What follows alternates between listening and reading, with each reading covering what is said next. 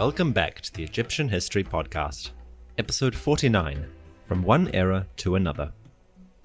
In this episode, the end of the 12th dynasty comes ever nearer, and the royal household teeters somewhere between stability and collapse. Meanwhile, foreigners from the lands of Palestine continue to migrate into the kingdom. We explore their culture, their origins, and their habits.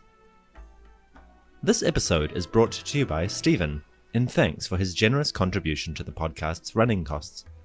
Thank you, Stephen. And to all our listeners, thank you from the bottom of my heart for your fantastic support. As this episode goes to air, we are about to hit 500,000 downloads, a far greater success than I could have ever hoped. Thank you for listening, and enjoy the show.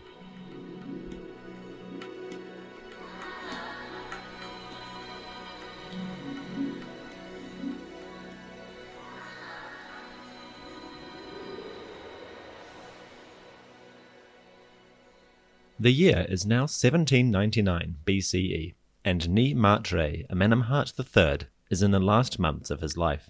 He is old, he is ailing, but his power remains secure, thanks to the presence of a firm succession in the form of an adopted son, Ma'acherure Amenemhat IV. I say adopted because Ma'acherure, whose name means Re is justified, was probably not born of the king's lineage. His mother, Hetepti, is only known by one title, the king's mother. She is never referred to as a royal wife, and there is no record of her before Ma'acherure shows up in the dynasty. Overall, evidence suggests that any blood link between Amenemhat III and his new successor was very slim. This is going to have big consequences in a few short years. The old king took Ma'acherure on as a co-regent, which probably lasted about a year or so, before the elder died in 1798 BCE. His death, in many ways, represents the end of a period of political stability that had lasted nearly 200 years. From here on out, things begin to get rocky. Well, sort of rocky anyway. At first, they seemed fine. Ma'acherure took power as Amenemhat IV, and immediately took over the projects his adopted father had left behind. He continued building and decoration work in the Fayum, where the temple of Medinet Mahdi was at last completed. His contributions here suggest that Ma'acherure was especially concerned with his own legitimacy. The reason I say this is because the new king made a very unusual decision in the decoration of this temple. Rather than complete a room in his own name, he split the decoration of the central hall into east and west. On the west side, the walls and columns, Amenemhat III is the only king on show. But in the east, it's all Ma'acherure. Now, it seems pretty unlikely that Amenemhat III survived to only decorate one side of the building before he died. What is more likely is that when the old king died, Ma'acherure decided on the new scheme to simultaneously honor his father and make his own contribution to the temple. The clue, you see, is in the direction.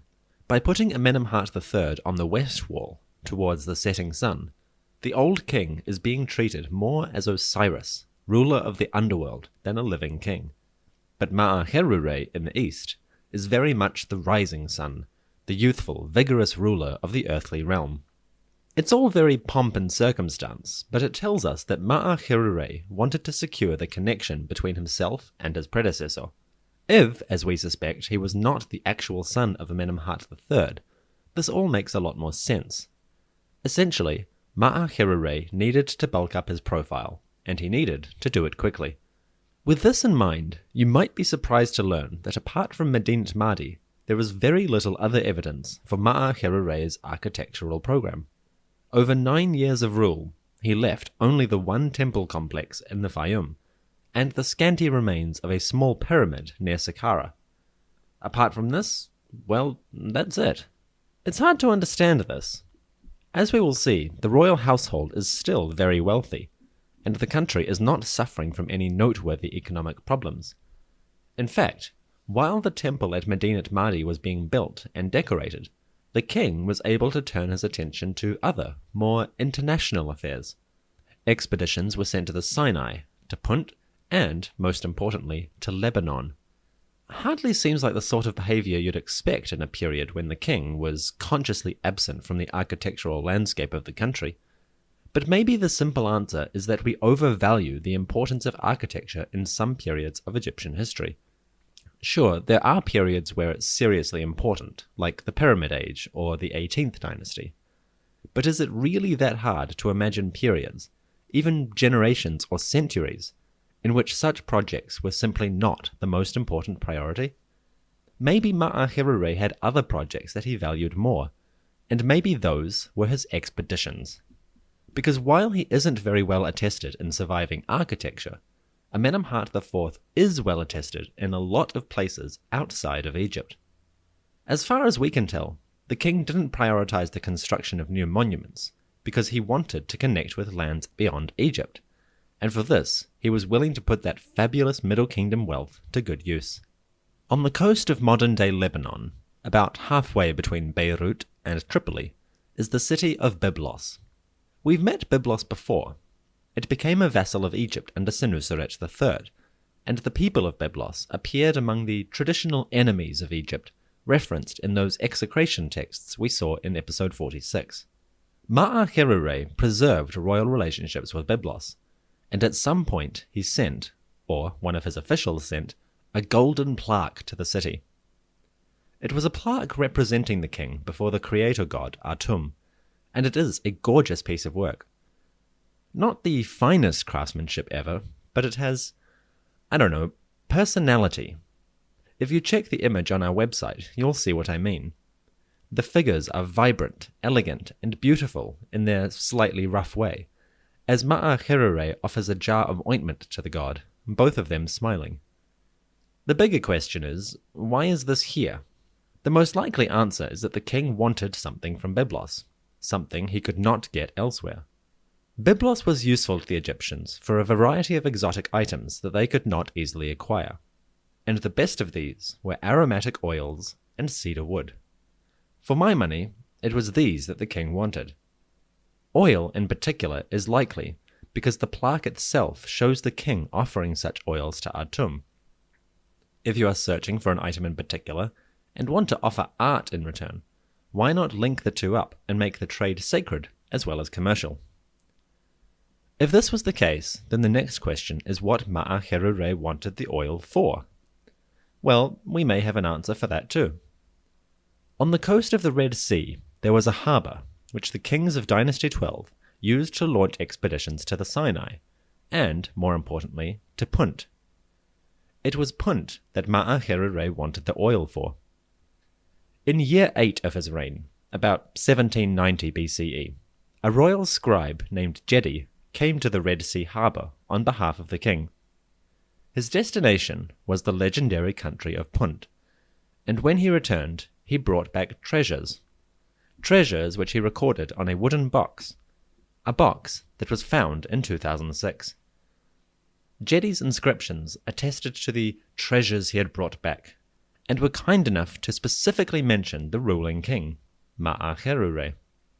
The result of Jacke's work is that archaeologists excavating at this site can now establish a consistent record of expeditions sent into the Red Sea for the entire 12th dynasty up to this point, which is pretty rare in this field of history, so thank you, Jacke.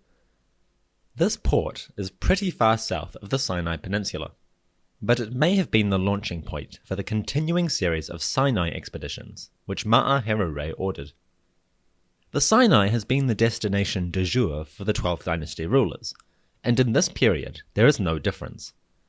Teams of labourers still left the Nile Valley, bound for the copper mines and trading ports operating on a grand scale in this era, and the Red Sea must have been very busy with the ships travelling back and forth to these areas.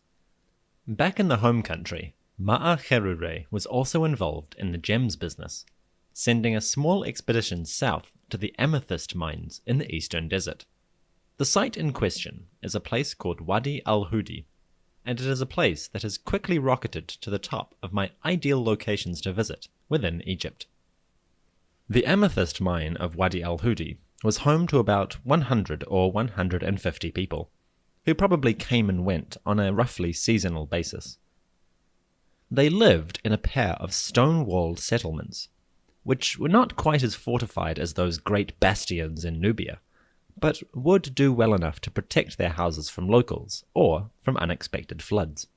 So, not the worst place to spend your time. They were working to extract amethyst, a type of purple-coloured quartz, very valuable in jewellery. The Egyptians used it for this, and for small statues, of beautiful characters. I have put some images on our website. Egyptian amethyst could travel surprisingly long distances, winding up in Lebanon, Syria, and even the Isle of Crete, just south of Greece. In this sense, amethyst can be seen as one of the markers of the 12th dynasty's wealth and their international visibility. With Egyptian gemstones showing up far outside their political realm, more and more people became aware of the civilization living in the Nile Valley. As we will see soon, this wealth has its own consequences. Amethyst is, to my mind, extremely beautiful as far as gemstones go. I confess, though, I don't have much of a magpie tendency. It is translucent, reflective, and rich in colour. Not hard to see why the ancients appreciated it so much. They mined it at the Wadi el-Hudi for centuries, from the Old Kingdom right through until the period when the mines abruptly dried up, sometime around the end of the 12th dynasty. Now that is an interesting event, which has not been explored by any historian that I'm aware of. Archaeologists are eager to investigate, analyze, and document the various minerals, mines, and settlements of Egyptian expeditions, but very few have looked any further into its economic importance. For the record, I officially call dibs. Fortunately for Ma'acherure, the amethyst mines were not his only source of wealth. The copper mines of Sinai were still extremely lucrative, and the fortresses of Nubia allowed the Egyptians to continue mining gold. This was probably the source of the golden plaque which I mentioned earlier, which made its way all the way to Byblos. Byblos itself was the other major point of interest for the king. As an Egyptian vassal, the princes considered Egypt their political and cultural superior, so it is no surprise that objects of the 12th dynasty are extremely common in this region. Ma'acherure was able to continue this trend, with that lovely golden plaque and a sphinx statue both showing up in the region.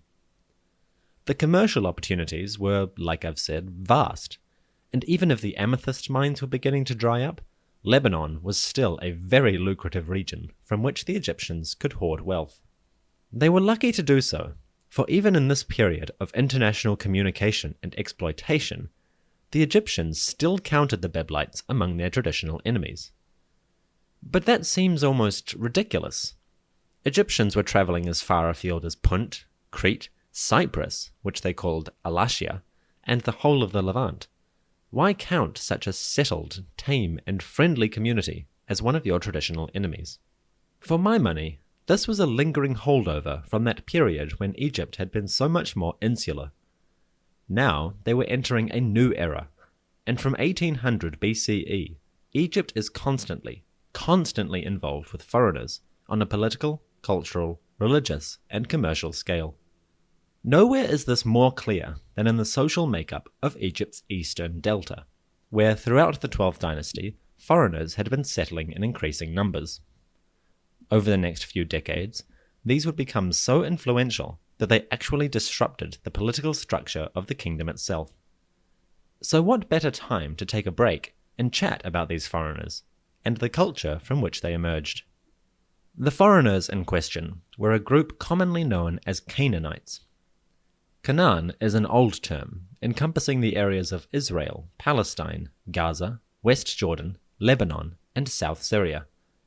Basically, the melting pot of the Near East, through which populations, religions, armies, and traders have moved since the very beginning of human history. To the ancients, this land was known as Kina-Ana, and its inhabitants as Kina-Anum. For convenience, I'm just going to stick with the names Canaan and Canaanite, but if you're fond of the more ancient names, feel free to imagine Kina-Anum instead. Now, in 1780 BCE, the peoples of Canaan were not unified in any one political or military state, but they did share a common material culture and set of religious beliefs. They lived in small settlements, which were occasionally walled with fortifications. But they also had an unusual habit of periodically abandoning these settlements, sometimes for centuries at a time. After a few generations, another population would move in, but archaeological records tell us that the Canaanites were not fond of staying in one place over too many years. This might have had something to do with fertility and agricultural trends, and it might have had something to do with that lack of political or military unity. The absence of a centralized political state in a region where populations came and went on a regular basis would make Canaan a far more unstable area than Egypt. In such circumstances, it's not hard to imagine that, on occasion, word of a new threat or an enemy raid of crops and livestock would force a group to move on in search of a new home. Does this wandering mean they were unsophisticated? Absolutely not. It just means that our archaeological record is a bit more unsettled than we're used to. In some ways, that's more interesting, and it's hard to hold such trends against the Canaanites, considering just how unsettled this region has been since, well, forever.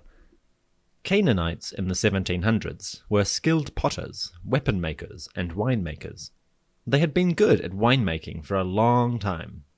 In fact, it is Canaanite wine jars which show up in the tomb at Abydos belonging to King Scorpion of Dynasty Zero, some 1400 years earlier. So although the Canaanites were not building kingdoms or monuments, they were a well-established people with a serious pedigree in material culture.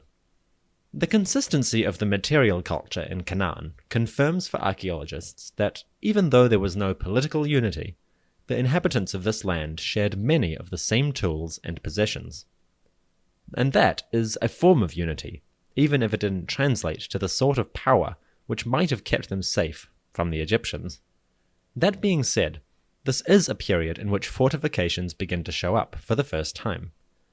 These have been observed at several sites, and the overall picture is that around the time the 12th dynasty was ruling, the Canaanites were taking care to begin fortifying their scattered settlements and protect themselves against attack. Are the two connected? Well, that's pretty unlikely, but it's not impossible. See, the Egyptian king Senuseret III had sent troops to Canaan when the city of Byblos got involved in a dispute. In order to maintain the status quo, the Egyptians seem to have taken direct control of Byblos, as I've mentioned. So the Egyptians were travelling pretty far north into Canaan. For settlements near the coast, that would be a good incentive to look to their safety. But what about those settlements which are far from the coast and unlikely to be hit by Egyptian interference? Why would they also fortify? Well, apart from the obvious reason, because all of their neighbours were doing it, there's also the fact that the Egyptians were not the only powerful state in the region.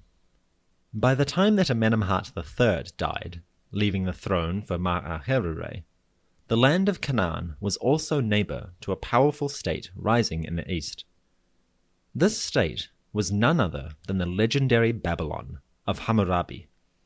Hammurabi is best known as the creator of the world's first documented Code of Laws, a series of nearly 300 legal codes covering matters such as inheritance, commercial contracts, wages, slavery, sexual behavior, paternity, and, most importantly, the idea that an individual was innocent until proven guilty, and that both parties in a dispute had the right to present their evidence before a judgment was made. Pretty bold stuff for the time, and a far cry ahead of Egypt's own legal system, which, in the few places where it survived, seems to have been based mostly on a mixture of the way things had always been done and what the king decreed. So good for you, Hammurabi. I won't go into Hammurabi's code in any more detail, but I have provided a link to the text on our website. If you are interested in reading it, I recommend it. It's great. Hammurabi's Babylonian kingdom had, around the 1780s, taken control of the whole region of Mesopotamia, which is the land between rivers that we call Iraq. To do this, Hammurabi's soldiers had swept aside the small kingdom of Assyria, and replaced its power with their own.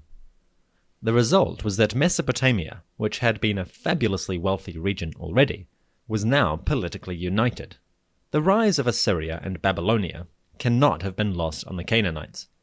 Letters sent between cities in Assyria itself make reference to the Canaanites, showing that these people knew about the region and its disparate, scattered groups. In fact, the letter I'm referencing refers to two groups in Canaan, Canaanites and brigands. If that doesn't tell you something about how the Assyrians perceived this region, well, let's just say it was a good time for the local Canaanites to think about their defenses. To prove how seriously the Canaanites took the matter of protection, we only need to look at the fact they didn't just fortify their cities, they fortified their temples as well. On the one hand, there's good sense for that. If you're going to protect your town, why not fortify the most sacred space within that town?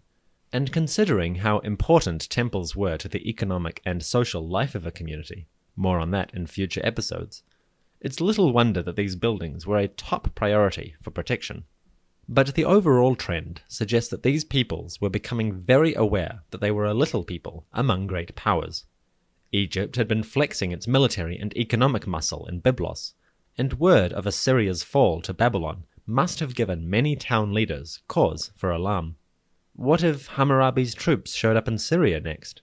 Well, fortunately for them, the troops of Babylon never left the Mesopotamian region, and despite their frequent habit of abandoning towns and cities, the Canaanites seem to have made it through this period relatively unscathed. Byblos got its Egyptian overlord, of course, but the rest of the country seems to have been safe and sound. Now, all this is very useful to know, but it doesn't tell us why these Canaanites were moving to northeastern Egypt at the end of the 12th dynasty. There are many possible reasons for this general movement.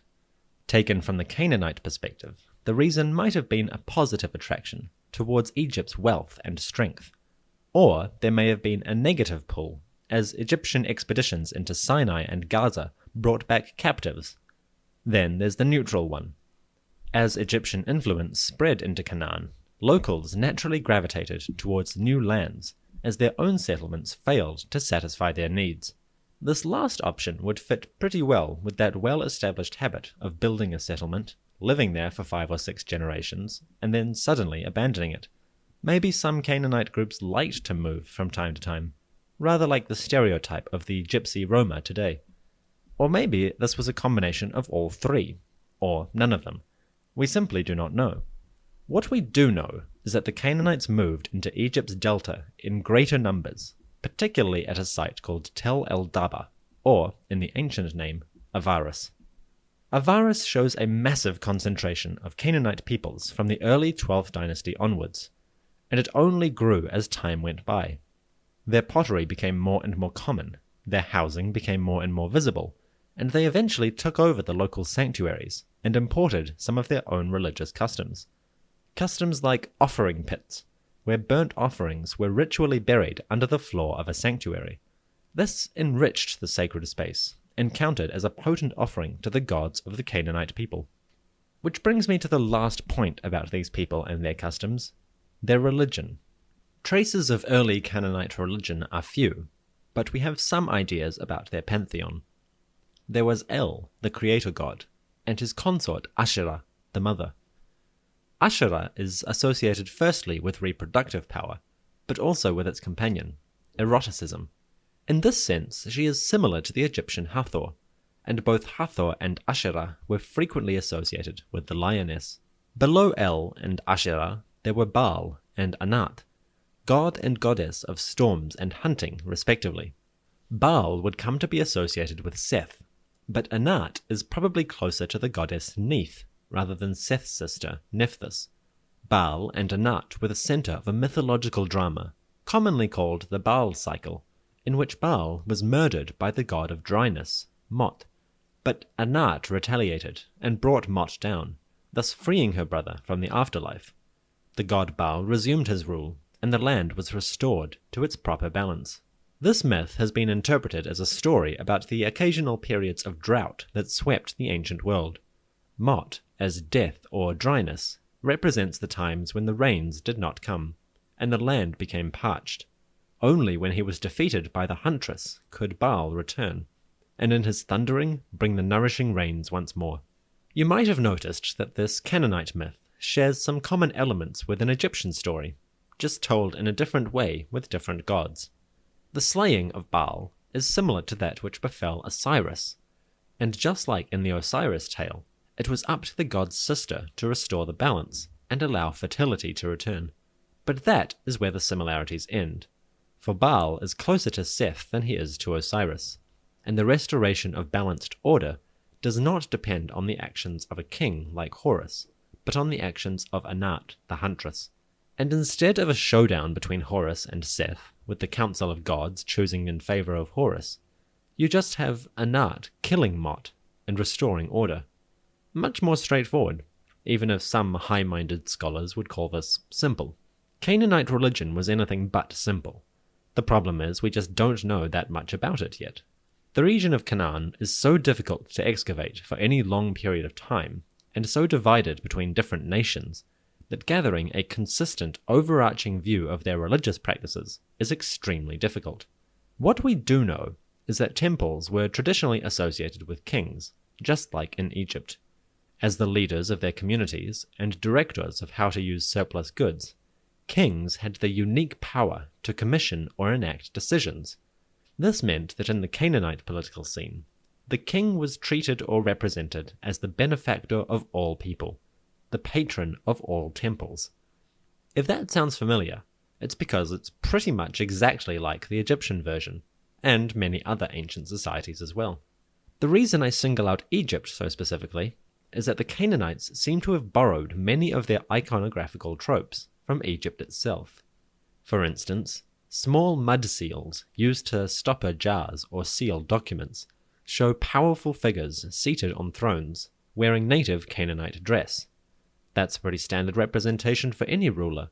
But these ones sit behind symbols that are essentially Egyptian hieroglyphs for powerful words. Words like Nefer or beautiful, which was used as part of an Egyptian king's epithets, or the cobra goddess Wadjet, who shows up on a number of small items. Finally, the word for gold, Nebut, shows up hovering over the head of a Canaanite leader. I've provided some images of these seals on the website. These little cross-cultural touches remind us just how far ideas could travel in the ancient world. We are used to thinking of antiquity as a series of disconnected states, but the truth is they were communicating constantly in different ways. Some of these were high-level state affairs, like Senuseret taking over Byblos, but others were tiny little day-to-day things, like a craftsman deciding to put an Egyptian word in front of the image he was making of a prince. To make a long story short, Canaan was full of little Egyptianisms that existed side by side with their own native ideas. These Egyptianisms filtered out from the Nile Valley, where they were picked up by locals who subsequently brought them back to Egypt when they began settling in the Delta. By the time that Amenemhat IV died in 1790 BCE, the community of Avaris and the northeastern Delta in general contained a thriving and significant population of Canaanites. These people came from a land rich in material, religious, and cultural heritage, and their influence would only grow stronger over the coming decades.